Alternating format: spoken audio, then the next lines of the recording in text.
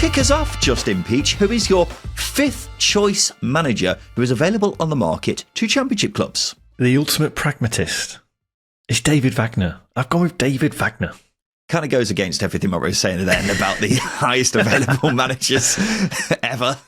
Yeah, I know you're going to turn your nose up at him. I know a lot of people will turn their nose up at him. And we have discussed him at length a year ago, mind.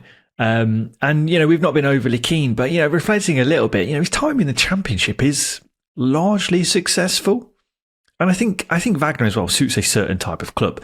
A club with limited resources, limited wiggle room in the transfer market, along with a fairly basic squad. Now, I know his Norwich team boasted, Gabriel Sara, Jonathan Rowe, Josh Sargent, but he did get them clicking. He got them in the top six.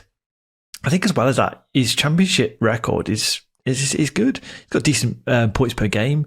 His points per game specifically is 1.52, which puts him in and around sixth place over a 46-game period. There's a decent record there that I don't think you can really be sniffed at. Now, I'm not saying, if you're an ambitious club with a lot of money, go and get David Wagner. No, I'm saying he suits a certain type of club. If you're wanting to push a little bit higher, push beyond your current means, then maybe David Wagner's a good shout. Yeah, a bit of a rogue one, Justin. Considering some of the managers you haven't included in your top five, I will admit I found it pretty astonishing when I looked at your top five and he was in there, because I kind of get your point about what he did at championship level. I mean, the Huddersfield job, admittedly, was great. That was really, really impressive. Norwich, I'm not so sure, because you mentioned the players he had there. He did well, admittedly. It wasn't like he underperformed or anything like that, but he did well. You look at his other jobs that he did outside the championship. He was a massive failure at Schalke, didn't do very well at Young Boys. I'm as I say, considering some of the managers you haven't included in your top five, I would not have David Wagner even in my top 10, I don't think. But again, I think it comes down to a sort of a personal, it is very personal, it's a personal choice. But I see Wagner's record at championship level and I see it being successful.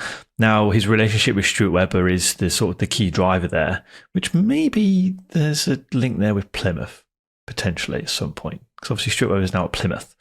He's doing work with Plymouth. So we could see him down on the south coast. But for me, there's just a manager there who, as I say, he can work with what he's got. He's happy to work with what he's got.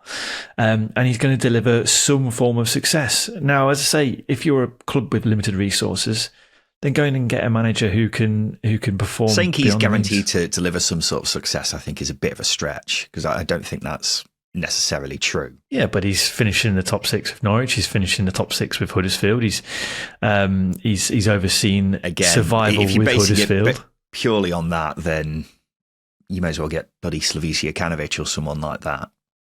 Well, yeah, but David Wagner's got much more. He's much more recent. He's got an entire season behind his belt compared to that of the Slavisa Jokanovic, where he's finishing in the top six. So, yeah, as I say, not sure considering. You even said it. He had Sargent, Sara, Saïns and Rowe in that team. Yeah, I'm not sure I buy that, Justin, but we'll move on. And just keep that in mind, ladies and gents, is what I would say as we go through the rest of Justin's top five and some of the managers he's missed out. He put David Wagner ahead of some of these managers, including this one. My fifth choice manager for who's available on the market right now to championship clubs, Marty Cifuentes. Now, he is, of course, technically not available because he's on gardening leave at QPR, but it would be pretty mad if things resolved themselves and he was in charge of them next season. So I think we can say he is available. But look, a common theme with the managers I've chosen is trying to remember where their stock was this time 12 months ago. And 12 months ago, Marty Cifuentes was getting praised to high heaven for the job he was doing at QPR. He did miraculously well to keep them up, especially after how terrible they looked under Gareth Ainsworth. Defensively, they were rock solid, and he got by despite not having the greatest tools to work with in attack. And then this past season has been a bit of a strange one. As we've said before, this season has essentially revolved around one excellent run of form that was bookended by two terrible runs of form. So I don't really know what to make of that. But considering what he managed to do at QPR without the greatest set of resources, I'd be interested to see how he could do at a team higher up the table. I would even go as far to say I reckon any team looking for a manager next season with an outside chance of getting the playoffs, he should definitely be of interest to them. So yeah, Martin Cifuentes, I think, would be a pretty good appointment for the vast majority of teams in the Championship next season. Are you not worried about the sort of sample size that we have? Now, I know him delivering safety. I'm not as worried as I would be with David Wagner.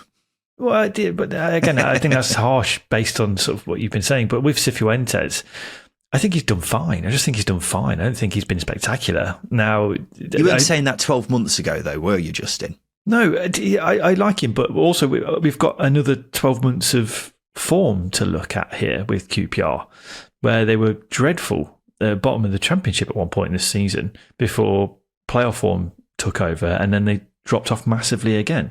So I look at that and I go, it's very volatile, very, very volatile. Now, he's shown that he can solidify a team and he can play to their strengths, but we've not really seen what else he can do. Now, I know he's limited with QPR, with the players that he's got. But maybe if he'd have, stuck to his guns, or stuck not to his guns, but stuck to sort of the club's play or the players he's got at his disposal, and maintained his style of play, QPR might have finished much higher than they did this season. But he was changing between styles, and ultimately that was why they were struggling. So I think guiding a team to safety in his first season was a great job, because that was a disastrous campaign under Gareth Ainsworth, and Cifuentes really did well to clean it up. But I think guiding a team to lower mid-table in your first full season, mid-table security, it's fine. Am I blown away? No. That's it.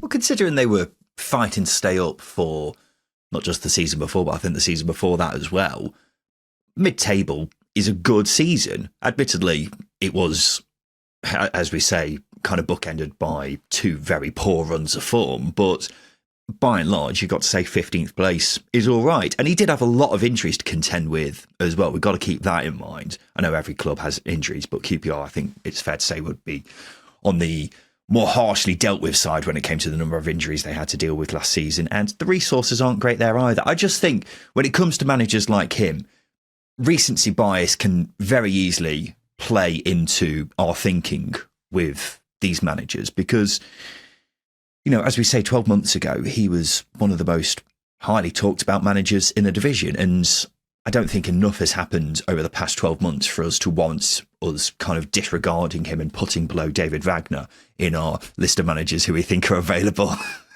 to the best managers available to Championship clubs. So I think there's still a lot of potential there with Cifuentes. That's why I think he's definitely one who should be of interest to a lot of Championship clubs next season. But let's move on, Justin, to the manager you've got fourth choice in your managers available to the Championship list.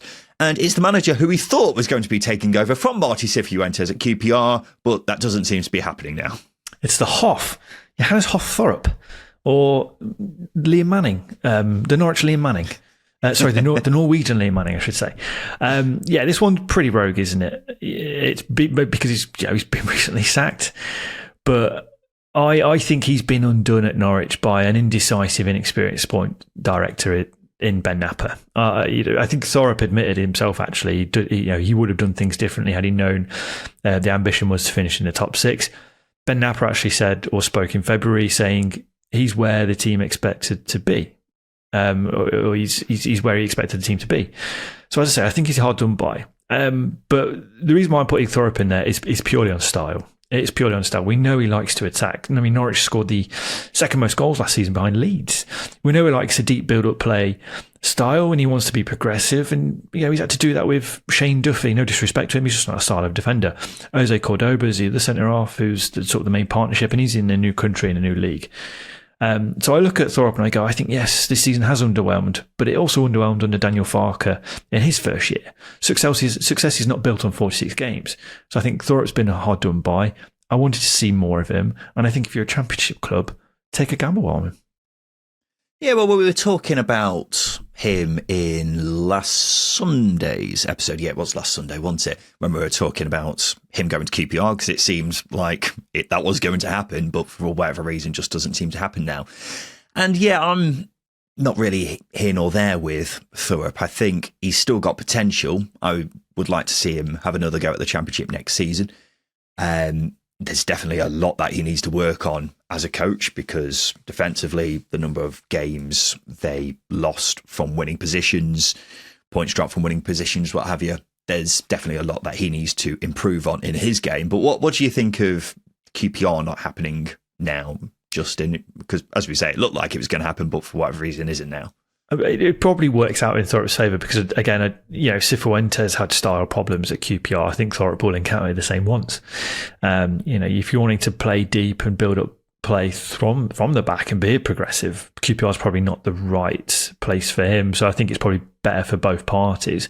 It's obviously disappointing because I really want to see Thorpe again in the Championship next season. And I think as time passes by, we're probably less likely to see that happen. But as I say, I think it is probably better for both clubs that move doesn't happen, despite me putting him fourth in my top 5. Yeah. He's a young coach, isn't he? So even if he doesn't get a Championship job next season, it wouldn't surprise me if we see him managing at a pretty high level at some point, whether that's via the Championship or via, I don't know, some other club on the continent. Conference League. Maybe the Conference League. I don't know. Don't know why that's come out of nowhere. For some reason, he's got Conference League winner written all over him at some point in the next 2 or 3 years with a minnow in Europe somewhere. I don't know why. Okay. Well, interesting. Well, I look forward to seeing that happen. But yeah, maybe he will be a good manager. Who really knows? Let's move on just into the manager I've got as my 4th choice to manage. Available. Why do I keep getting mixed up on this? 4th choice manager available on the market to Championship clubs right now. That's what I should have said, Justin. It is Rob Edwards, of course, formerly of Luton Town, and he's one man who might not be available for much longer because he's been linked with both the Middlesbrough and Bristol City jobs. But yeah, how things change, eh? If Rob Edwards was available 12 months ago, he would have been the top manager available for both of us, I think, Justin. I've got him 4th. You haven't even got him in your top 5, which is ridiculous when he's behind David Wagner, but I'll stop digging into that now, Justin. But look, the reason why is because Rob Edwards has had an atrocious 12 months. He oversaw the biggest underachievement of a season in Championship history with Luton, and was sacked a lot later than he should have been. It was really, really bad. But I'm trying my best to look past last season because Rob Edwards is obviously not a bad manager. This time last year, his stock was as high as any manager in the Championship. He's getting linked with Premier League jobs, everything. And that's because he managed to pull off the remarkable and get Luton to the Premier League. And when they were there, they were competitive despite having the smallest budget in comparative terms in Premier League history. So what on earth went so wrong last season? Well, he has to take the blame for some of it, but I don't think it was completely down to him. He's now had a bit of a break from football to sort of recalibrate, I guess. And he's definitely worth giving another chance to, because as long as he knows what went wrong last season and he's learnt from that, you've got yourself a very talented manager, and we can almost write off the season that's just gone, and hopefully we can see him get his career back on track. That's why I think Rob Edwards is still a top appointment for most Championship clubs. Suppose you defined by your last job, which I think me picking Wagner in my top 5, getting into a playoff position compared to Rob Edwards overseeing a relegation team, is perhaps why I've edged with David Wagner. But for me, with Rob Edwards, I'm scarred by last season's form. I really, really am. His inability to change, if you really do dig into it, it's that inability to change, his weird team selections at times, his reliance on crosses. I didn't see enough innovation to go, yeah, he's my guy. You find out a lot about managers when times are tough, and Rob Edwards just sunk without a trace, unfortunately. So that, for me, I wouldn't put him in my top 5 for that. Good managers, as I say, adapt their teams to their form. They do the very best to change. Confidence, that never happened with Luton.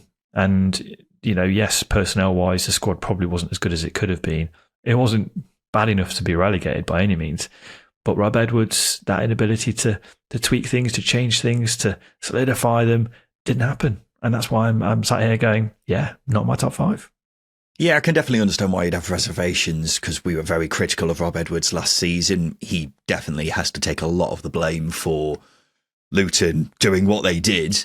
I I don't think we should always write off managers because of one bad season. Otherwise, most managers will never get a job ever again.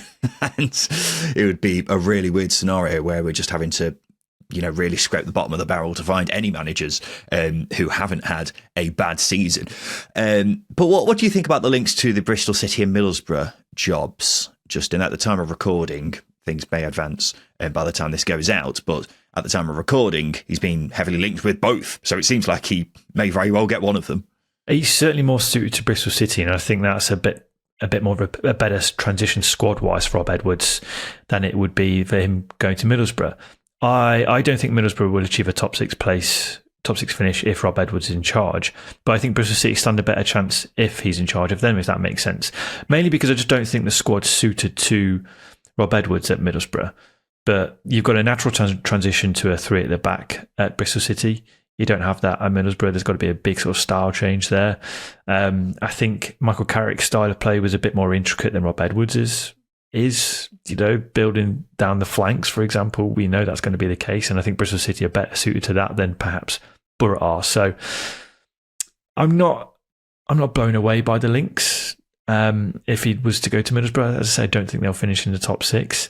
Don't think he'll finish in the top six with Bristol City, but I think he stands a better chance with them than he would with Borough, if that makes sense.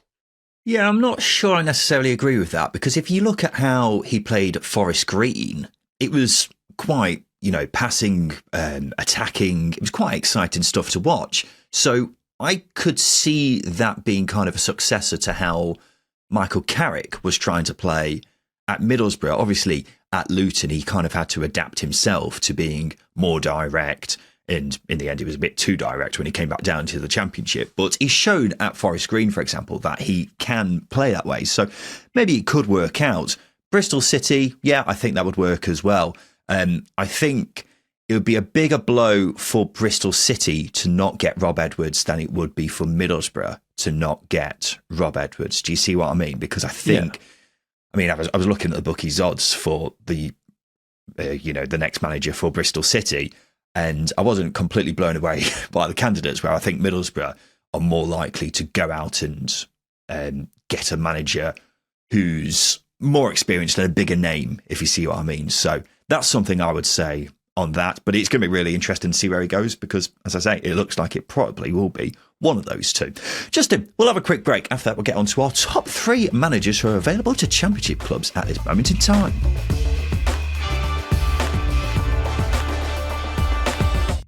Welcome back to the Second Tier podcast. This is us picking out the best managers available on the market right now to Championship clubs, and we've just done 5 to 4. That means we're on to our top three. Justin, who is your third choice manager?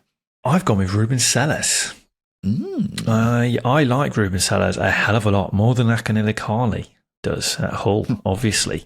The more I think about Sellers, the more I think Hull was just a really bad move for him. All the positives we've seen at Reading, it was just never going to work for him.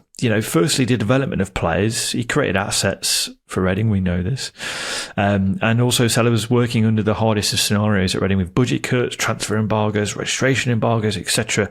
And, well, I'd stop short of saying he thrived, because who thrives in that environment? It's stressful. But the squad developed, it got better, and they finished in the top six because a lot of the hard work he did, he's just gone. But with Sellers, I see a young coach. I see a positive footballing philosophy. There's a want to play a high press, fast transitions into the final third. I think most importantly, and this will get overlooked, he likes to create a team culture that ultimately thrives. And that's why I think Hull stayed up. When he was appointed, or since he was appointed last season, they accumulated 34 points. That would have them 14th, which is probably about right, to be honest with you. They conceded the 4th fewest goals as well. So taking a team who were conceding at a higher rate in the previous 18 games, and he stopped them from doing that, I think is a success. All the while, the squad that was, a poorly assembled mess. So Ruben Sellers deserves another opportunity, and I think Hull will once again rue the decision to sack a manager. I completely agree with all of that, Justin. I haven't got Ruben Sellers in my top 5, but that's purely down to me just looking at other managers and preferring them over him. Otherwise, he'd probably be my 6th choice manager, because, I've been lambasting Hull for this decision to sack him for the last few weeks. I just don't understand it. And in the end, he got them to survival, didn't he? And that was his main objective when he came in, and he's managed to do that. And if you look at the job he did at Reading, it was a fantastic job. And as I say, the common theme with a lot of the managers I've chosen here is not kind of being, swayed by what they did in their last season. And if you look at the job he did prior to Hull, it was an astonishing job, really, in the circumstances. And even then at Hull, he still did a very good job.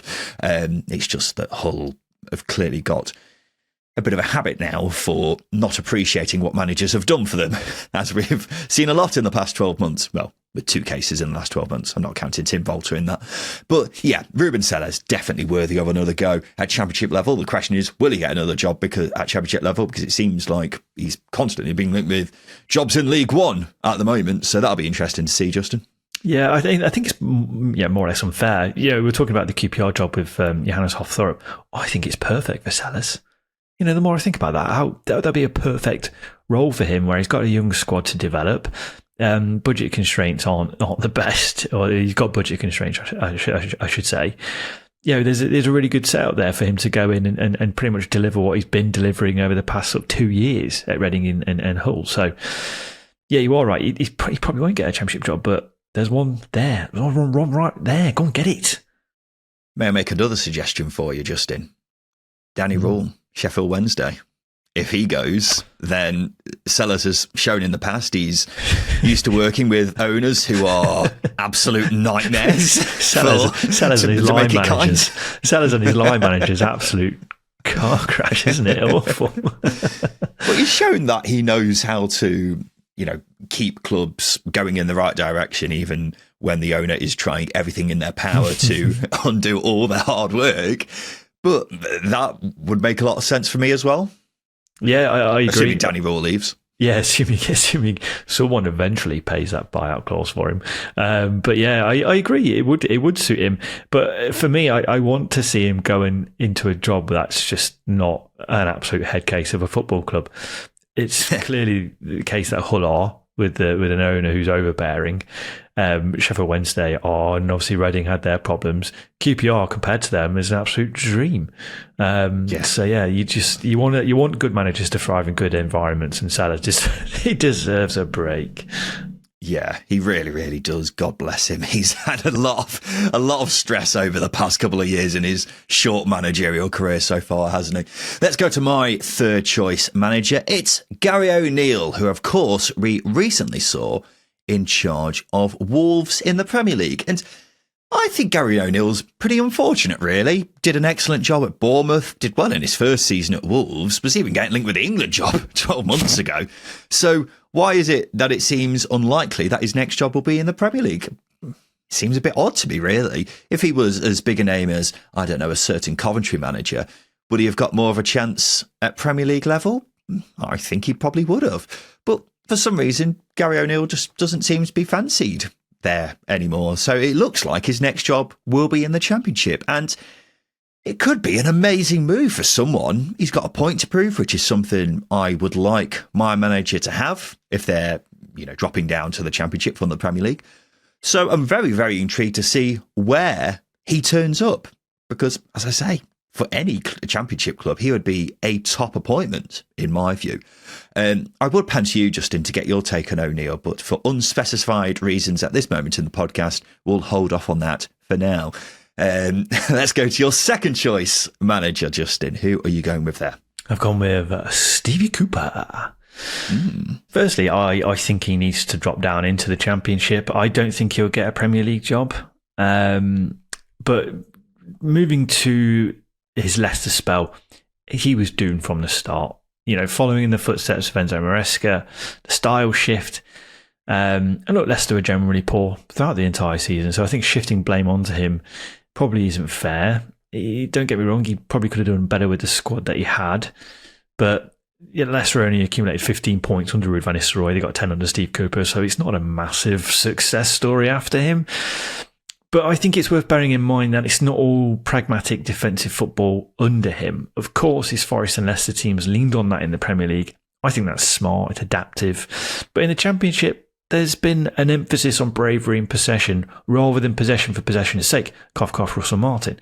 His Forest team focused on playing in the opposition third, whilst being a tad more pragmatic, because when he took over, they were bottom of the table, winners after 6 games. But ultimately, his 3 years in the Championship have brought about 3 playoff finishes. He's got a Premier League survival on his CV as well. He's got to be a top choice, hasn't he?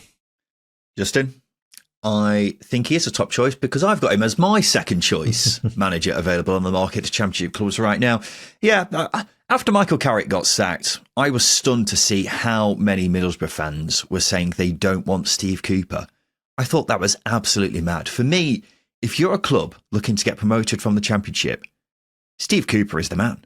I don't think he's really put a foot wrong yet in his managerial career. Now, people will point to Leicester last season, but as you were alluding to, when he was sacked, they were 16th and had won 10 points from 12 games. 16th, 10 points from 12 games. It's not that bad, really. They would go on to win only 15 from their remaining 26 games after he was sacked. And the reason he got sacked was because Leicester fans didn't really like him from the start. They kept whining about him as a manager when actually he was doing all right. I'm not saying he would have kept them up, but he was always up against it in that job. And by those barometers, he was doing okay. And then before that, he took Forest from the relegation zone of the Championship and turned them into an established Premier League side. He had Swansea competing for promotion, kept Forest up as well. So, 3 playoff finishes, kept his team in the Premier League, was doing pretty well at one of the worst Premier League teams we've seen in a while. For me, he's a great manager who doesn't get the respect he deserves. So, 100%. He should definitely be top of every club's list of managers when it comes to, getting a new manager in. My only question is really, Justin, is he realistic, really? But I think at this stage, he's got to be looking at a Championship job, hasn't he? I think he's got to re-establish himself in the Premier League with a Championship club. I think that's how you sort of really start to assess whether he's capable or not. I like Steve Cooper, but I think the reason why Borough fans, for example, there's a bit of hesitancy and not being too keen on him. Again, like Leicester under Maresca, and there's a style shift. There's a style shift you're going to have to adapt to. But ultimately, it's that toss-up, isn't it, between do you want to get promoted or do you want to continue developing players, selling them, etc. I think Steve Cooper can still do that. At Leicester, for example, the emphasis was getting the ball into wide areas and getting these wingers into one-on-one situations. Obviously, clearly not overly successful, but you've got the tools at your disposal that you've got. It's never going to be magnificent. But I think with Cooper, again, another reason is he's a spiky character. PR-wise, he's never done himself any favours. Swansea fans never took to him. I'd never seen neither did Leicester fans. It was only Forest fans that did, but circumstances, he brought success to the club, the first man to do that since the mid-90s, if you like. So it's always going to be a bit of love there. So with Steve Cooper, he's never done his own PR any good. So there's that. He's got to improve that. But from a footballing perspective, I think he's perfect. Yeah, I'll be very intrigued to see where he does turn up next because, the latest reports I had seen is that he turned down the Middlesbrough job. And I thought that would be a pretty good fit for him. So if he's not going for a club like Middlesbrough, who have pretty big resources when it comes to appointing managers and, the coffers for the transfer window as well. Yeah, I'm not really sure where he's going to turn up next. I would have said Leicester, but, with everything that's happened there, that's obviously not going to happen either. So, I'm not really sure where his next club will be because I will be astonished if he got another Premier League job. And if he's waiting out for a Premier League job, then I think he's wasting his own time, really. So, surely a top-end Championship job is next on the horizon for him. Where that is, it's going to be really interesting to see. Right, we've got to our first choices then, ladies and gents. And we'll kick things off with Justin's first choice. Justin, who do you think is the best manager available to Championship clubs on the market right now? It's Gary O'Neill. We just had him. We did, but I didn't get to throw in my 2 pence worth. I'm willing to forgive Gary for scissoring down Johnny Russell in the 2014 playoff final and ultimately costing Derby promotion with his moment to get sent off and ultimately swing in the game in QPR's favour, because Derby would have won that if there was 11 I think Richard Keogh's been let off a bit there by saying that's what cost Derby, but you know. he was the catalyst, was Gary O'Neill. Look, Gary O'Neill is young, he's got Premier League experience, he's delivered safety in 2 of his 2.5 seasons in the Premier League, if you like, against the odds on both occasions, I'll add. For me, he's a very adaptive manager. At Bournemouth, he favoured a counter-attacking style football, but they made use of the periods that they had sustained pressure as well. So again, he's adaptive. I think interestingly as well, to get a bit more technical, his football would create midfield runners from deep, as well as bringing players in centrally. So again, if you're playing against a low block, it's going to work. So if he's taking a top-end championship job where you're going to come up against teams with low blocks, that style of football can break teams down. It's none of this get the ball into wide areas and pump the ball in bollocks. It is of a technical profile, and technical players thrived under him as well. Mateus Cunha, Pedro Neto at Wolves, Pablo Sarabia as well, Dom Solanke, Atara, Tavernier at Bournemouth. I think a step down in the championship would be right for him. I actually think the Leicester job's probably perfect for him, because there's a good technical profile of players there. Just need a number 9 who can feed into it. Gary O'Neill is my first choice without a shadow of doubt. He needs an opportunity to build a team. He's not had that yet. Yeah, but I mean, I've just been speaking about O'Neill myself. The only reason I didn't have him higher in my list was because I'm not sure he's realistic. I think he may still be holding out for a Premier League job this season, at least. And if he doesn't get a job in the next season, then he may be looking towards the Championship the season afterwards. What do you think? It's a good point. Gary O'Neill found himself in the Bournemouth job, didn't he? And then he just got the Wolves job out of nowhere. So it's really hard to actually break down whether or not he's realistic or not, because he's earned his opportunities, but they've just happened upon him. But he's delivered. I think that's the big thing. But for me, I think going down into the Championship would be a perfect opportunity for him to develop, because, as I say, we've not seen him take a club or have success in his second season. He never got the opportunity at Bournemouth, and obviously he got sacked last season at Wolves. So actually taking charge of a top-end Championship club aiming for promotion and then going into the Premier League actually might suit him better than stepping into the Premier League, fighting fires, and then it not having success the following season. So for me, as I say, I think for him, if I was his agent, I'd be looking at dropping into the Championship. Yeah, well, I agree with that, Justin. It's just whether he's optimistically thinking he could still get a job if it becomes available, because maybe he would. I mean, he's been linked with plenty of jobs over the past few weeks. He was strongly linked with the Norwich job, but they seem to have gone with Liam Manning. Whether he turned them down or not, I don't know. So yeah, it's really going to be, he's another one who's going to be fascinating to see where he turns up. But as we've alluded to, he's done a quality job really so far in his short managerial career. So where he does end up, it could be a bit of a coup for one club in particular. So yeah, it will be really, really, really interesting to see where he does end up, but whether it's in the Championship or not remains to be seen. Let's go to my first choice manager. The manager I think is the best available on the market to Championship clubs right now. That is Tom Cleverley, formerly of Watford, of course. Now, I think it's very rare that you have a manager who's available after they've, in my eyes, had a manager of the season contender kind of year. What he did last season with Watford was remarkable. Watford were a club in complete disarray. Fans were calling for the Potsos to sell the club. They had essentially stopped providing money for them to improve the squad. And so it was looking weak, unbalanced, so much so that many were predicting Watford to be in trouble this past season, including us. But Tom Cleverley's leadership meant they were never in danger all of last season. He single-handedly pulled this club off its arse, got them competing in mid-table, even flirting with the playoffs at various stages. And that's why it was a disgraceful decision by Watford to sack him.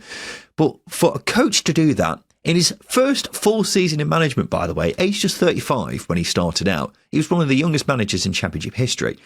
That is remarkable. And I think Tom Cleverley being available is such a golden opportunity for a club to go out there and get a coach who has shown an enormous amount of promise so early on in his career. If you're the kind of club who are looking to build a project for the long term, this is your man. Tom Cleverley, for me, I think could be a huge, huge get for a club in the Championship, or maybe even in League One, because I've been seeing him linked with League One jobs as well. So yeah, I would be all over that if I was in charge of a club. You rate him very highly, probably more than I do. I like Tom Cleverley, but the reason why I've not put him in my top 5 is because I look at form from January onwards last season. It wasn't great. So I think for me to roll your eyes. Keep in mind, Justin, that they were. Eyes. Keep in mind that what we were saying at the start of the season, the resources, what he had to work with. That's why we were tipping them to be in danger of going down. And we also got to keep in mind there were the rumours about his future as well, wasn't there? Because midway through last season, there were rumours of him being sacked. So I think that's very harsh to begin with. But again, I think recency bias is creeping into your thinking too much with a few managers here. Well, I think recency bias with Tom Cleverley is probably quite important because he's so inexperienced. I need a bigger sample size and some form of budget and recruitment to really pass judgment on Tom Cleverley. Look, he's a good leader. He's a great spokesperson for a club as well. Hang on a minute. Why is Cleverley below Johannes Hoff-Thorup in your thinking then?